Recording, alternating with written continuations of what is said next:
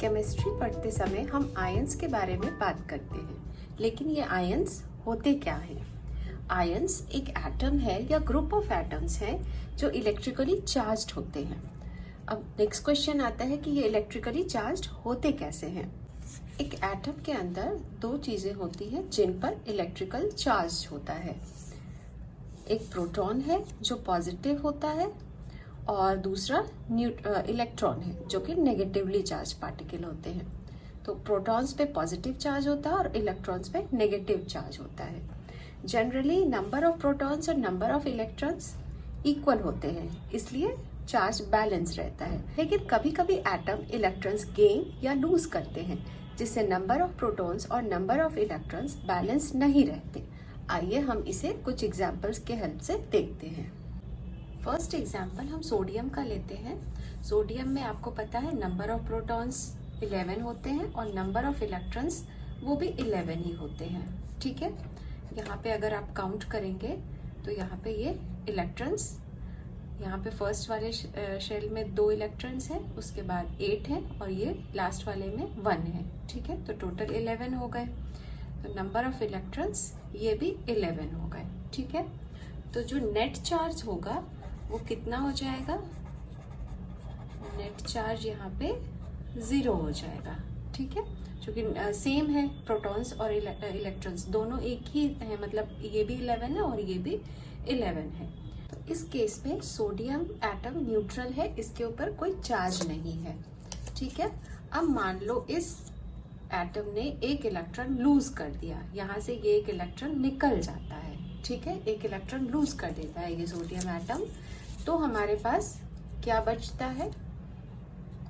ये sodium atom कुछ इस तरह का दिखेगा, जिसमें ये वाला तो ये 2 शेल तो ऐसे ही हैं, इसमें 2 इलेक्ट्रॉन्स है और इसमें 8 इलेक्ट्रॉन्स है। लेकिन ये जो आउटर मोस्ट सेल है ये यहाँ पे नहीं दिख रहा है आपको, ये इलेक्ट्रॉन यहाँ से निकल गया है। ठीक है, तो अब इस केस में आपके पास कितने प्रोटॉन्स और कितने इलेक्ट्रॉन्स बचेंगे?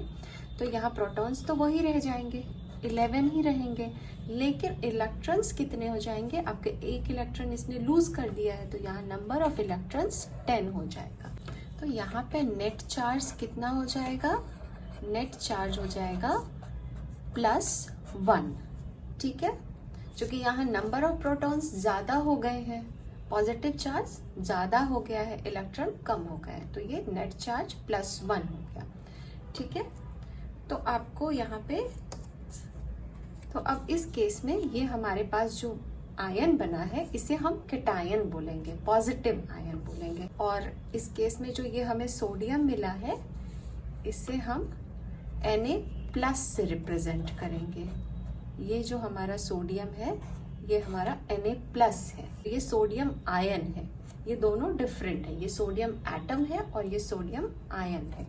ठीक है, ये यहाँ हमारा सोडियम एटम है और ये सोडियम आयन है। तो यहाँ हम इसे Na+ लिख सकते हैं। ठीक है, ये सोडियम आयन है और ये सोडियम एटम है। नेक्स्ट एग्जाम्पल हम ऑक्सीजन का लेते हैं। ऑक्सीजन में आप यहाँ पे देख सकते हैं 8 प्रोटॉन्स है और 8 इलेक्ट्रॉन्स हैं। तो नंबर ऑफ प्रोटॉन्स कितने हो गए? 8 हो गए और नंबर ऑफ इलेक्ट्रॉन्स वो भी 8 हो गए। तो नेट चार्ज क्या हो गया? 0 हो गया, जैसे आपने लास्ट वाले एग्जाम्पल में किया था। नेट चार्ज यहाँ पे 0 हो गया, मतलब इसमें कोई भी चार्ज नहीं है, ये न्यूट्रल है, क्योंकि यहाँ नंबर ऑफ प्रोटॉन्स और नंबर ऑफ इलेक्ट्रॉन्स इक्वल है। मान लीजिए अब ये अगर गेन कर लेता है 2 इलेक्ट्रॉन, मतलब इस एटम में 2 इलेक्ट्रॉन कहीं बाहर से दूसरे एटम से आ जाते हैं। ठीक है, तो क्या होगा? ये कुछ इस तरह का हो जाएगा। यहाँ पे इस वाले जो आउटर मोस्ट ऑर्बिट है इसमें 2 इलेक्ट्रॉन्स और आ गए हैं। तो अब प्रोटॉन्स के नंबर्स तो उतने ही हैं, 8 ही हैं। नंबर ऑफ प्रोटॉन्स तो 8 है हमारे पास, लेकिन नंबर ऑफ इलेक्ट्रॉन्स कितने हो गए? ये हमारे 10 हो गए। ठीक है, क्योंकि ये 2 इलेक्ट्रॉन्स इसने गेन किया है। तो नेट चार्ज क्या हो जाएगा? नेट चार्ज हो जाएगा -2, क्योंकि इसने इलेक्ट्रॉन गेन किया है। यहाँ पे इलेक्ट्रॉन्स ज्यादा हो गए इसलिए ये नेगेटिव हो गया। यहाँ पे जो कि हमें नेगेटिव आयन मिल रहा है, इसलिए हम इसे एनायन पढ़ेंगे, एनायन नेगेटिव आयन। तो इसको हम कुछ इस तरह से रिप्रेजेंट करेंगे। ये ऑक्सीजन है और इस पे नेगेटिव आयन है, तो O2 माइनस। और ये ऑक्सीजन, ये हमारा ऑक्सीजन एटम है और ये ऑक्सीजन आयन है। यही इन दोनों में डिफरेंस है। अभी तक जो हमने पढ़ा है उसे हम कंक्लूड कर लेते हैं। An ion is a positively और नेगेटिवली चार्ज्ड एटम्स और ग्रुप ऑफ एटम्स। जो एटम अगर हमारा न्यूट्रल है तो उस पर कोई भी चार्ज नहीं होगा। पॉजिटिवली चार्ज्ड आयन को हम कैटायन बोलते हैं और नेगेटिवली चार्ज्ड आयन को हम एनायन बोलते हैं। आप इसे ऐसे भी याद रख सकते हैं, एन आयन, यहाँ पे एन नेगेटिव आ रहा है तो ये नेगेटिव हो गया। कैटायन, कैट्स हैव पाउज, तो यहाँ पाउज से पॉजिटिव आप ले सकते हैं, cations are positive. Polyatomic ions, a group of atom carrying a charge. यहाँ पे एक सिंगल एटम नहीं होता, ग्रुप ऑफ एटम होता है और वो एक सिंगल चार्ज कैरी करता है, या तो पॉजिटिव होगा या नेगेटिव होगा। तो इसके बारे में डिटेल में हम नेक्स्ट वीडियो में पढ़ेंगे।